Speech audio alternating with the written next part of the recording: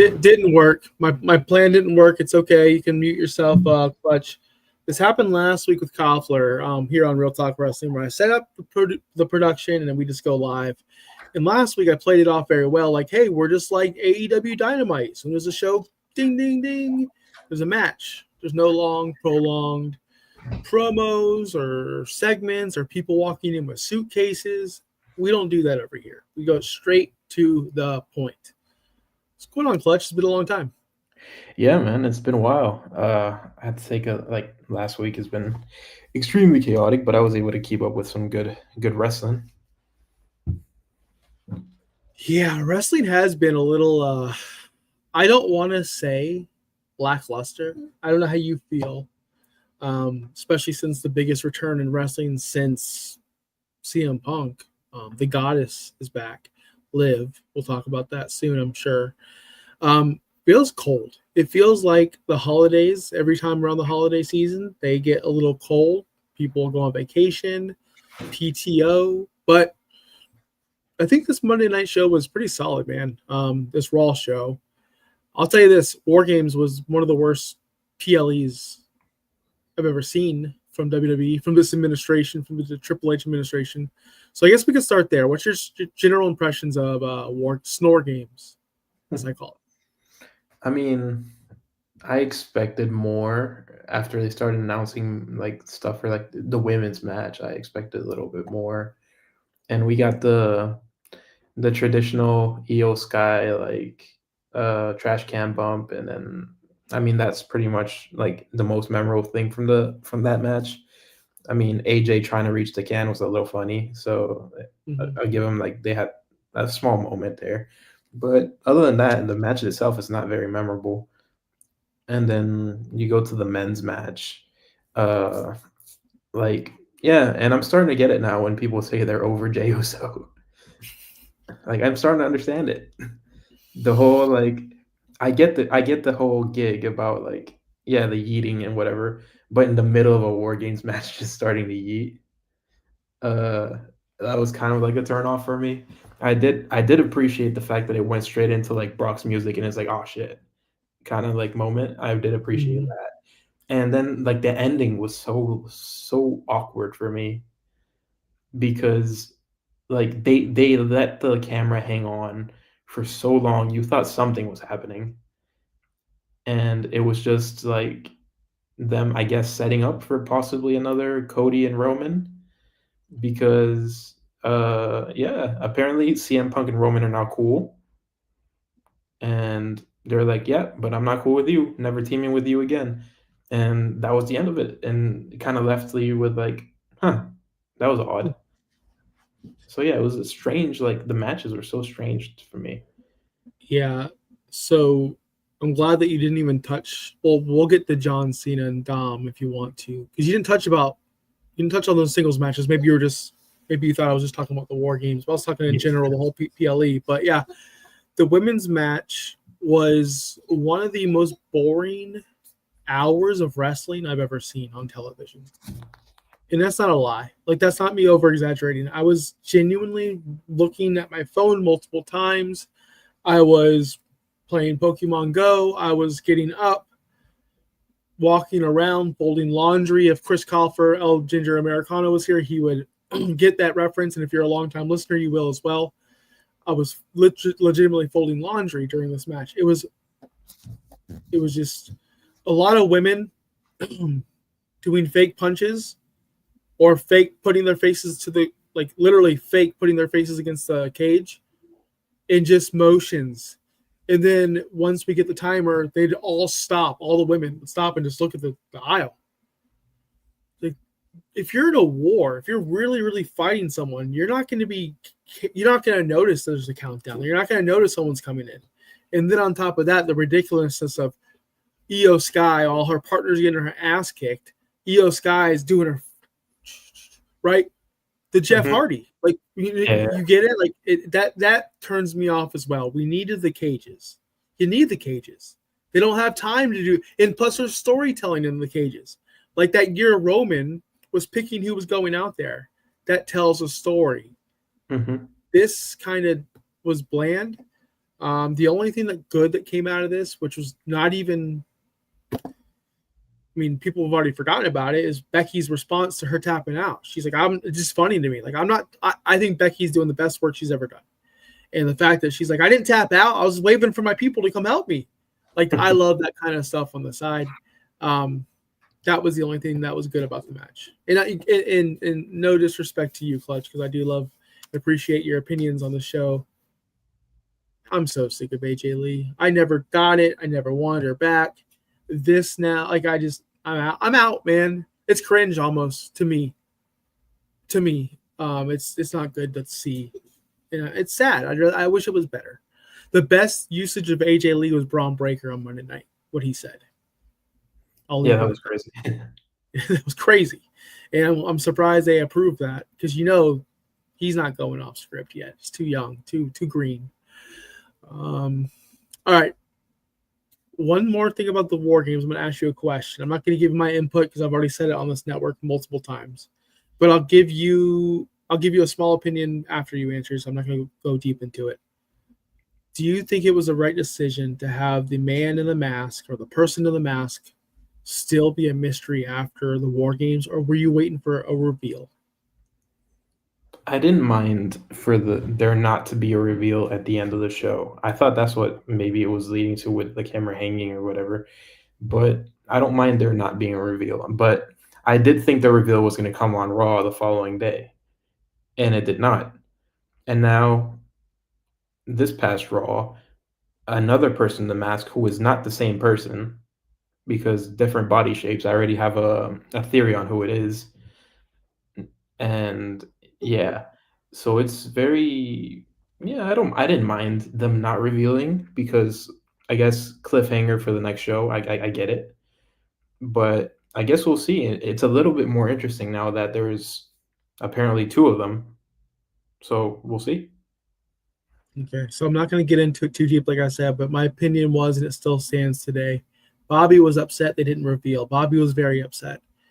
And I simply had to educate him that Tony Khan on the other show does a very bad job of, we're debuting a big star tonight, and the big star ends up being,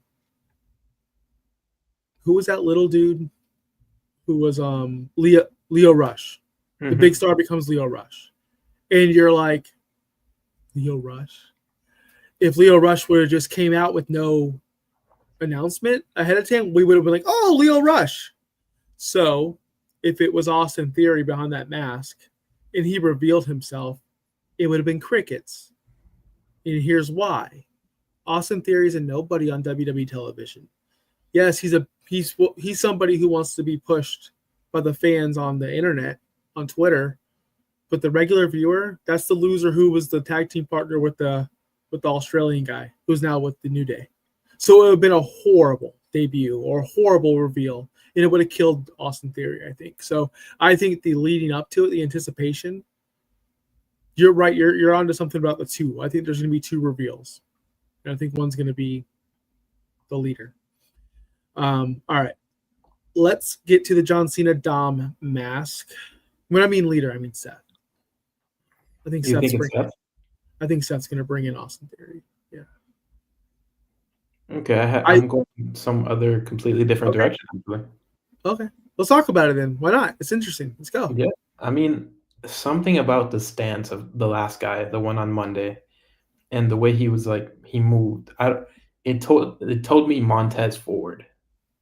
Ooh. And I like it a lot if that's the case. I just hope the whole two people thing is the other guy's not Angelo Dawkins, because I would like to see Montez Ford as a singles guy. Like, if he wants to be within the faction, great. But I would absolutely love it. And I think, like, I've seen interviews before, I think, where Paul Heyman, like, he loves Montez Ford. So Okay. I could see like a connection there if that was the route, because I don't know, something about like how he looked, like how he stood or whatever. Like, my mind went straight to that's Montez Ford. I don't hate that at all. So yeah, okay. I can't wait. Here's the thing: is I'm interested. I'm more interested in if they would have just revealed it, it would have been boring. John Cena. We're not going to talk Nikki Bella. and Stephanie back here. But I do eventually, before you do, um, we'll talk. I need you to admit something eventually that Stephanie Bakira as a champion is a failure and it shouldn't have happened. And Josh was right. Just once, Clutch. Because unless you're enjoying it, are you enjoying this run? It's bad. No. Okay, it's bad. Just like I said, she's gonna win. She can't cut a promo, so we're gonna see Kathy Kelly or whoever in the middle of the ring going, and now here's Stephanie back here. That's how it's been presented. Unfortunately, she should be a heel. But anyway, we're not gonna talk about that match. John Cena, Dom. I loved everything about this, minus the very, very, very end. So, how say you? How did you enjoy, or how did you not enjoy this match? Were you? I'm sure you were a big fan of this match. I enjoyed it a lot. I mean, Dom kind of our minds were fresh with what happened with Penta and his injury, and they Dom kind of like repeated that and had me believing this match is done. Like even I believed it. I was like, yeah, this match might be done. Dom might be actually hurt. Cena might have slipped, whatever. And then you saw like, and I really appreciated and like liked the fact that Cena was able to give even some of the girls some shine. They had Raquel Rodriguez go in there, put moves on them. Roxanne Perez hit a pop rocks on him. And yeah, I find that stuff like so cool. And then like you see the entire Judgment Day cleared out, and Cena got past it kind of. And I was like, okay, Cena's retaining, I guess. IC title on the line on the final show. And then Liv's music hit. I didn't see it coming. I didn't see reports or anything. I was like, holy shit. And I enjoyed the whole segment with the hug and then the nut kick because it was just them shadowing what the heel turn was in the Elimination Chamber. It was down to Liv like looking with the eyes like dead like Cena did, and then like putting herself down and bam kick. Like it was like kind of a mirror image of what happened in the Elimination Chamber, and it's like a nice little callback, I guess. Again, same thing with the whole other thing. I'm not going to go over too much, but that's fine. If you want to do the turn, that's fine. It just didn't make sense to me. She's not connected with Dwayne. She was never connected with John. It didn't make sense why he's married. Why would she jump in his arms? Why would he accept it? That's the only thing. I wish they would have done that differently. If you want Liv to come out and fake smack Dom, and Cena goes, like with his facials, what? And then Liv walks, like is walking out, like does a little whatever she does to him, bye or whatever. And Cena like could do a thing where he's about to let her out or whatever. Boom, there's the kick. That would make more sense rather than jumping into his arms to me. So like I get what you're saying, and I've seen the side by sides. I understand what they were trying to do. Just I didn't understand it while I was watching live. I'm like, why is this? Who believes she's here to help John? And secondly, the whole time she was gone, they didn't do the Roxanne love triangle. They never tried it. They did it at the beginning, but it never went anywhere. Dom was always for Liv, so that didn't make sense to me either. He never did anything to quote unquote betray Liv ever. He was the only one who kept on talking about Liv. So that, again, maybe I'm picking it apart too much, but it didn't quite add up. But I understand why they did it. So that's why I'm not going to pick it apart. All right, so that happened. Yeah. So, okay. Again, it happened. It was a cool moment, but I'm like, gosh, it could have been. Anyway, I'm glad Dom won the match. Yeah, definitely. I like the end result. Like, yes, Dom got his win over John Cena in the end. And that's basically what Cena's entire last run is probably about. And yeah, he seems to be really high on Dom as everybody else is. And I'm really happy he got the win. Yep. It will be the last win. I don't know because he gets Gunther, and Gunther cut a pretty good promo on Raw. So we'll just get right into this current day Raw. We have a lot to talk about because some stuff I don't know. I don't know how to feel about LA Knight. I don't know how to feel about LA Knight. Was that management going screw? Like, are we living through Vince McMahon all over again? Because we want LA Knight, but they're burying LA Knight, man. Like, how did you feel about how Raw ended? How's your thoughts on that? It was so yeah, it was an awkward feeling watching that because you're like, what the hell is going on? Like, what is the end game here for LA Knight other than getting beat down? Because it felt because I immediately like honestly it happened and I went to look up his like contract situation and apparently he's still there for years. That's not the issue. But like yeah, the way he got beat down, it reminded me so much of when like Braun Breaker took out Ricochet for good, and you thought it was done, and it was. Now, like yeah, I don't know where he goes from here. He can't come back right away, obviously, because he got that shit kicked out of him. Sorry, Bobby. And yeah, where I don't know where it goes, and geez, like, and it kind of did feel like a burial, and for what reason I don't know.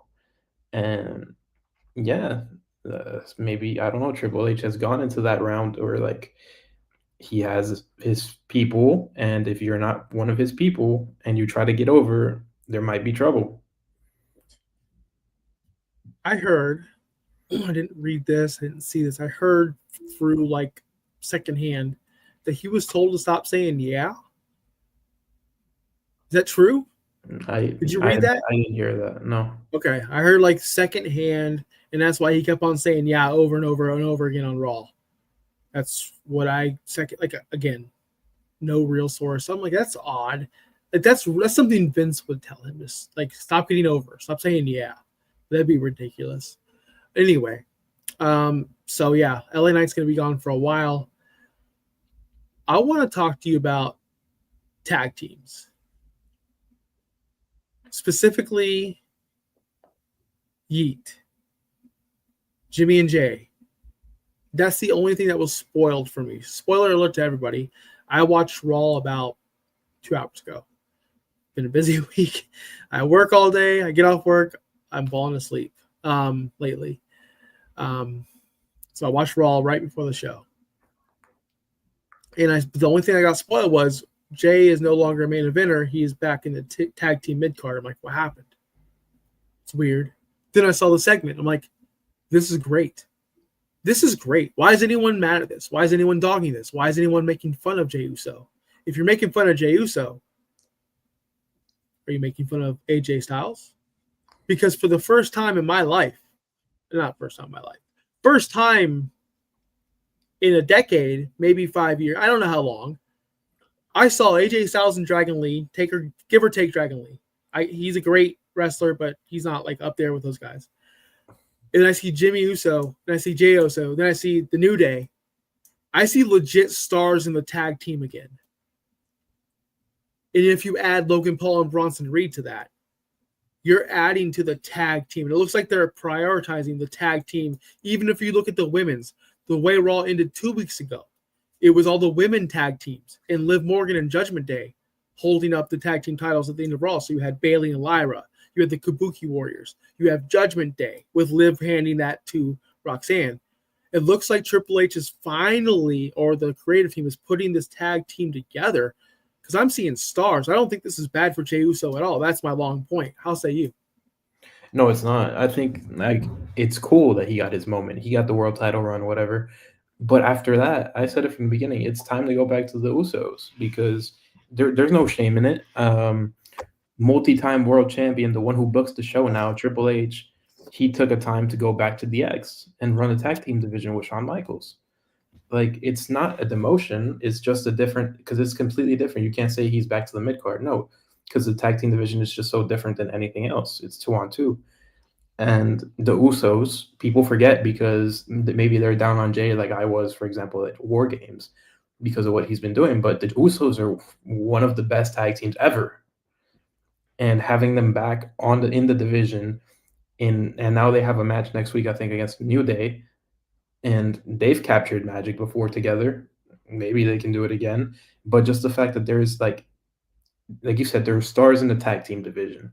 Now think about for 1 second what happens when they finally throw Penta and Ray Phoenix in there, and you can have a dream match. You can have the Lucha Brothers against the Usos, and it can be just like fantastic television. I can't wait for that. I'm excited actually. I look at it this way: if Jey Uso and AJ Styles and all these stars are not in the tag team division, we're stuck with Pretty Deadly. No disrespect to the Motor City Machine Guns, but we're stuck with them. Ciampa and Gargano, like they were doing this, and they were putting on banger matches. Remember, the tag team division on SmackDown was phenomenal.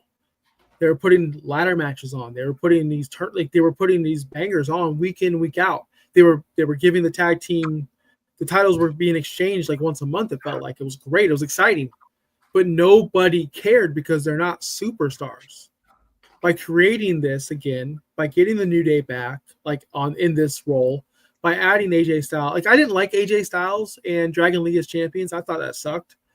But now it's all adding up to something where like, oh, now we could potentially see the Usos versus the Vision for the tag team champions at some point. We're potentially seeing AJ Styles and Dragon Lee versus the Usos at one point. That's great. I don't see what's wrong with that. Would you guys rather see Pretty Deadly versus Angel and Garza? Are they the same person? I don't know. But would you prefer to see that, or would you prefer to see superstars in tag team matches? That's the way I look at it. I think it's great. No, yeah, it's fantastic. And also, I never got a chance to like really talk about it, but I love the fact that Logan Paul is a member of the division, like a full-time member. I think he fits Mm-hmm. great there. Amazing. Like it's Great. something like now that you brought it up, yeah, like I couldn't go past without like mentioning. Great stuff. Yeah, I loved him. I don't know if he was too stiff in the back with these guards or the extras. He Hmm. threw one dude so hard into the car. I'm like, there's no way that wasn't like that was real, brother. But he fit so well backstage with Bronson Reed. He's like, dude, come on, man. Like, I love that version of Logan Paul. This is where I think it's because I was thinking about it when I was watching. Like, how are they going to explain when he's not on TV? Because he's Logan Paul. At the end of the day, he's still Logan Paul. But wait, we're in December. We're like in WrestleMania season. I don't think he's going to be missing many shows. So I think this is going to work out just fine. And I kind of think, are we going to get some tag team action eventually? I think Bronson Reed and Logan Paul are going to be tag team champions soon. Sooner than you guys think. Sooner than everybody thinks. And I think that Braun Breaker is going to be, I think they're just going to have all the gold. Like they all stables do eventually. Hmm. Oh, and Brock Oh, Lesnar's gonna be a massive star. Like after seeing like the last couple of promos he's had, he's gonna be massive. dude, let's get to Braun Breaker. Let's get to Braun because that promo, it's like, it's so good. Like he's not up there with CM Punk or MJF or the best right now, but he's not. He's like in the second tier. If he's not Jamar Chase or Justin Jefferson, he's like a. I don't know. I can't do a football analogy because I was gonna say Jalen Waddle, but he's way down there. But anyway, you guys, I hope you guys get my point. Like he's coming up and he's gonna be doing great things. I like his tone. I like his delivery. I love that he can say things like, I'm going to take your girl, and they allow him to do it. Because that right there is the ultimate heat. I like how he's doing old school things, like bringing up sports losses. They don't do that anymore. Hmm. Like he brought up Kansas City losing. This will be the second time in Kansas City, blah, blah, blah. That was great. And he also plays it off like it's not scripted. He plays it off like he's kind of losing his mind every time he touches the mic. He's just he might be the best wrestler prospect ever. Like he might, because Brock couldn't cut a promo like this. Yeah, definitely. I mean, he could be like in wrestling terms, like the LeBron of the class, like that he's in. Like he's that good and that impactful. Like he's gonna be genuinely running WWE for a long time. Yeah, so he gets CM Punk next week. I believe it's not next week. It's next month. Sorry. For the WWE Championship. That's a situation where I think they need to actually think about what they're going to do And I think they need to pass it on to Braun. I think Braun needs to be holding this title going into WrestleMania and beyond, not lose it. It seems like every year WrestleMania is the end. Like, oh, this title reign lasted so long. Gunther had it for 666 days. We got to end it at WrestleMania. It becomes predictable. When's the last time someone's just retained at WrestleMania? I feel like every year we get a title change. So it'd be good for once for him to retain. What do you think? Do you think he's going to beat CM Punk? I really wanted, like, I guess I follow that WrestleMania mold of like just having the moment there, and I yeah, like I said, I'm guilty of that, but because I thought they were just gonna keep them find a way to keep them kind of away from each other until like Braun won the Rumble, and then Braun can get the moment at WrestleMania, but guess not. Maybe they can do, if the injury is very short term, they can do a thing where Braun wins it off Punk in whenever it is next month, and then I would be interested in seeing Seth Rollins win the Rumble, have the match at WrestleMania, and then have Braun win again. Like, I think that's really good storytelling. So what if on that Monday Night Raw we get the Masked Man? He's still not shown yet. He's still a mystery. I know people are going to be mad because it's been a month and we don't know who it is, but let's just humor me for a minute. And at one point, this masked person curb stomps CM Punk. And Braun is about to win. Then Braun gets his ass beat by the masked man, curb stomped. Reveals it's Seth. Because it would align. Every person that the masked man has stomped is someone Seth Rollins hates.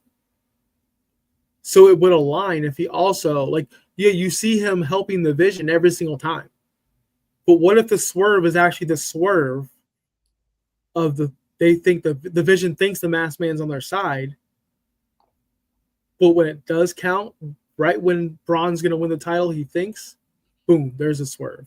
And Seth gets back. And now we have Seth Braun leading into WrestleMania. No title. And CM Punk can have that title maybe against Brock Lesnar, maybe against Roman. I don't know. What do you think about that? I mean, that's also cool. It's something like that you don't expect, and I'm always all for that, like of going away from the traditional route, and that's kind of cool. I mean, I'd be into it. Yeah, so that's just something that I would like to see. But I've realized ever since doing this show and No Holds Barred on Saturday, everything I think is going to happen, I'm too smart. Like, they You're don't too like my far. ideas. You too. They don't like your ideas either because you have some Yeah, pretty no. damn good ideas. What else happened? That was pretty much. I don't really care about the women's matches on Raw. Like, I don't care. Is that bad? I don't care. I don't care what Rhea's doing. I don't care what Io's doing. I'm kind of over that. Riho, I'm over it. I don't know. How do you feel about that? Just quick. I mean, I watched the matches themselves, like to the entirety. I think, like as a match, as like wrestling matches, they were Yeah. both good, like both of the one-on-ones, and I enjoyed them. But yeah, it's kind of repetitive what they're doing in the women's division. Is like Rhea, Io, and just like fighting the Kabuki Warriors and doing the whole thing. Yeah, I kind of get like being not interested, but like I can at least like be able to, like, I'm appreciating the wrestling when I watch it live since I can't really skip it, so I'll just watch it live and be like, okay, cool. There needs to be. It won't happen because Netflix, but Rhea or somebody's got to get to SmackDown. We need to change it up. We need maybe Tiffy over to Raw. We just need some kind of change. We've talked about this way too often. Let's go into Saturday night's main event. Wrap it up that way because we do have John Cena's final match of all time against Gunther. We also have Cody Rhodes versus Obafemi for some reason. That's going to be awesome. We also have AJ Styles and Dragon Lee versus Javon Evans and Leon Slater for some reason. That's going to be awesome. And then Bailey for Sol Ruka for reasons. That's going to be awesome. Have any of these stories happened on NXT, or are we just Tony Khan, AEW booking matches? It's just one of those things about booking matches. because there's no real story behind it other than the fact that when they announced that there would be NXT talent at the Saturday night's main event, like they did say it's going to be exhibition matches to like showcase the younger NXT talent. I get it like that, and with it being Cena's like last show, I don't. I mean, I'm willing to turn off my logic for one day to just enjoy the show. And for example, you're gonna get to see like finally Obafemi in a full match against Cody Rhodes, and that's crazy. Like Yep. against the guy in the company, basically. Yep. Yeah. I'm not complaining. I'm just Oh, no. wondering why. I didn't know why. I knew they'd be wrestling. I don't watch NXT. I watch highlights. Definitely now that all the top guys I liked on the other company are now the top guys in that show. So I do watch highlights. It's just hard for me to watch. Sol Ruka, why did they choose her? I like it. I love Sol Ruka. I think she's great. I think she's great. But I don't know. Why not Blake Monroe? Why not? Who is their women's champion? Who is their women's champion? JC Jane. Nah, she's not a big star. Like a Jordan Grace. She'd be No, someone big. I get that, but my theory on it is, I guess she's the one that's showing the most, I guess, promise for the future, and also I guess she's also very viral for maybe a main roster crowd when because of the finishing move, the I was going to bring flipping, that up. yeah, the flipping RKO, the Soul Snatcher, Yeah. yeah. So I think like also that plays a big factor into like why they chose her. She's already kind of viral because of it. Then you have the fact that she's actually really good. So so yeah, it makes sense to me. Do you The see? only other option would have been Blake Monroe, I think. You think Blake Monroe? Okay. Do you think any upsets will happen? Do you think I think if anything, Sol Ruka will be Bailey. I think If so. there's an upset. Yeah. I would love nothing more than to them give a surprise win and let Oba win. Smash him. Just smash Cody. Yeah, or let him go to war. I don't care. But with the finish being Oba gets his hand raised, NXT is here, kind of thing. But I doubt they will. I mean, it's Cody. They're gonna protect him till the very end. Maybe we see maybe we see Cody's next opponent. Maybe we see a return from. See, that's the thing is we're all guilty of this. And when we do our preview show on Saturday with Bobby, Bobby's like, "Well, what if Randy Orton comes out and RKO's Cody?" You know, I feel like we've been saying that for months. Nothing ever happens on these shows, so just expect cool wrestling matches.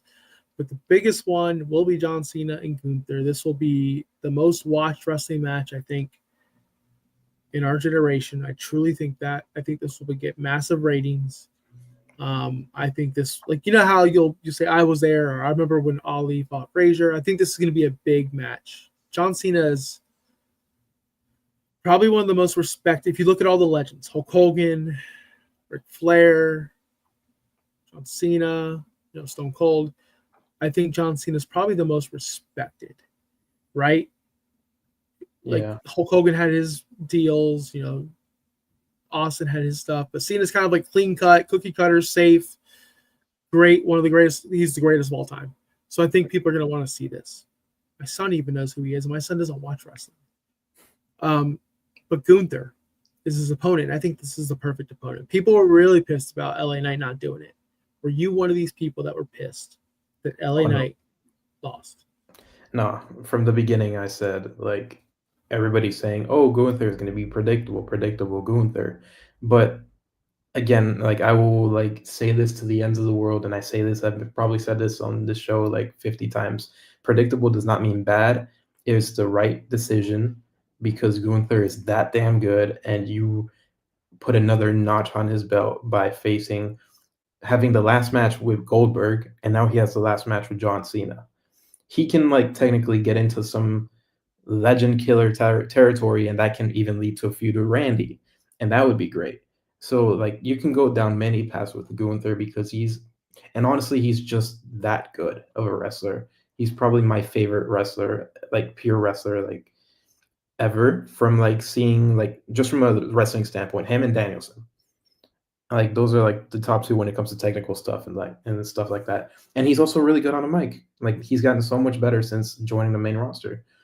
Like he's really a complete package, and I honestly could not see anybody. The three people I could see like going for John Cena's spot for the facing him for this last match would have been Dom, who he already faced, Gunther, or I had a wild card for a moment with Carmelo Hayes. Maybe they wanted to put him over, and since he's from Boston too, whatever.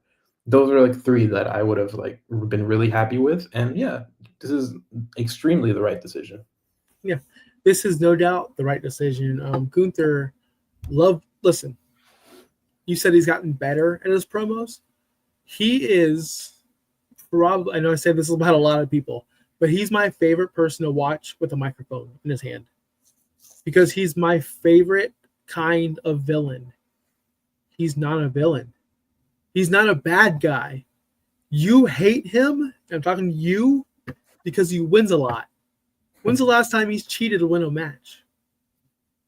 He doesn't. He doesn't need to. Seriously, when's the last time he's cheated to win a match? He doesn't have to. That's why he's so special. He is the Kansas City Chiefs. He is Tom Brady. You don't like him because he beats your favorite wrestler and because he's the champion. He's going to beat up John Cena, which is going to add to his heel-ness of we don't like him because he choked out. He literally said it. He told you, he spoiled the end of the match. John's going to get choked out. He's going to be put to sleep. Yeah. You're gonna have the entire thing of never give up for John Cena, and he won't give up. He'll just pass out, and that's it. And it's gonna be great. It is, because he won't give up. He will pass out, and that's the way he's gonna go out. Because that's the way he wants to go out. I don't think he wants to beat Gunther. I think he wants to put on a great match with Gunther and make sure the company was better when he left it, or better off with the way he leaves it. So I'm actually going to watch this live. I know it's going to be late for me. I don't know how you do it. 8:30 p.m. I'm dead, like dead. So I'm going to stay up for this match. I'm going to watch this match live, and I'm going to react to it live, and I cannot wait. Can't say I'm too excited for the rest of the card, but you're right. I hate Sol Ruka's move, by the way. I'm one of the only ones. Because in WWE 2K, it's almost impossible to pull off. It's so hard, dude. Get a hold R2, run to the damn turnbuckle, hit square at the perfect time, make sure they're still stunned. Dude, it doesn't hit. Like, you just have to win other ways with her in the game. It's a very hard move to pull off. But it's impressive as hell. How many times has she botched that? That's the thing. How many times? The thing is, like, at least every match I've seen her like do, she's never messed that move up. Because I still get nervous when LA Knight's on the middle of the turnbuckle and he goes, LA Knight, and jumps to the top and does the elbow. I get nervous he's going to slip because I've seen him slip so many times on that stupid. Does he still do the running jump superplex? No, I think he stopped doing it because he kept slipping. Good, because it was embarrassing to watch. And I'm not embarrassing, but I felt for him because he's 40, bro. He ain't got no more. Sometimes I turned 40 this month. El Ginger Americano turned 40 today, by the way. Happy birthday, Chris Koffler, wherever you are. That's why he's not here tonight. He is 40 years old today. He spent his birthday eve last night at the Buccaneers game watching Kyle Pitts go nuts on his favorite football team. And he still had a good time. So, did you watch that game? I didn't watch 1 second. I woke up at 11:30 p.m. I played against Kyle Pitts in my fantasy team. I'm so mad. Did you watch that game? I did not. Yeah, well, Kyle Pitts scored 1,000 touchdowns. He's back. So if Miami, if you're looking, when he becomes a free agent, you might want to not sign him because he's good at football. You know, we only sign bad players on the Miami Dolphins. Yeah. Are you happy with this run? Are you happy with this run? They're like winning too many games now. Did they just? After we won like the third in a row, I was like, okay, we're out of the draft positioning, so might as well just try to enjoy it from now on. And the person that's giving me the most like reason to like be happy is like Devon A-Chain. He's so good. A-Chain is so good, and he's so entertaining. my Nana, last story, then we'll log off. My Nana is very not good at telling us what we're getting for Christmas. She'll just tell us. So she messaged me, "Hey Josh, what's your? I don't buy jerseys. I don't wear jerseys. But she's like, "Hey Josh, what's your jersey size?" I'm like, XL, I guess. Which player do you want? 29, 1, 17. She doesn't know. She just knows I like the Dolphins. I'm like, thinking like, what jersey? Because I don't buy jerseys. Last jersey I bought was a Zach Thomas jersey, just because he's my favorite player of all time. But I picked 29, and I've never bought or owned a running back jersey because they last like 3 years in the league. So maybe by the time I get it in Christmas in a couple weeks, hopefully he doesn't just fade up into irrelevance. Wait, That 29? was my hope. He's 29, right? 28. 28. 28. He's 28. I was going to say, you just got Minka Fitzpatrick, dude. I know. I like him too. I like him cool. too. But yeah, he's good. But I wanted 20. I made sure it was 28. I'm sorry. I know football, guys. But yeah, I don't buy jerseys, or running back jerseys. If you can get a jersey, who would you buy? I should have asked you. Right now, it would probably be H-Man. Yeah, think so. I've always like really had it like a wish list for a Merino jersey, because I've never had one, and I kind of want it. But like, if it's current player, I think H-Man. My first jersey ever, Merino. I was like 5 years old. Man, that's crazy. I have a Merino signed football, and if I knew where it was, I would send it to you because I don't care about that stuff. I got it for Christmas one year, honestly. So if I ever find that, I'm gonna message you and get your number. I'm gonna send it to you. Is that okay with you? I'm down. I mean, I have my little collection of like signed stuff, so I'll take it. Right on. I used to play football, like catch outside with it. So either way, I'm gonna leave the show at that. If I do find that, I'll get your information, send it over. That's the show. I really appreciate you being on tonight. I know that holidays are coming up, especially during the Christmas week. We're not going to be live during that week, guys, because Christmas is on literally Thursday, and we're not doing a post-Christmas show or a Christmas Eve show. Word is off that week. Go find something else to do. But we should be back next week breaking down Saturday night's main event. If I don't see you guys before then or after then, hope you have a wonderful day, wonderful night, and Clutch. Again, always appreciate you. Any last words? Caught me like off guard, but there's not going to be a dry eye in my house tomorrow when it comes to the big John Cena match. Greatest of all time, and it's going to be such a moment. He's going to put all his energy into that, and you already know. And we're in for a magical moment, so I think we should all just like take the time to enjoy it. Damn right. Don't let the moment pass you by. Enjoy the things you love. And we love John Cena here. So that's it, guys. Have a wonderful night. Peace out.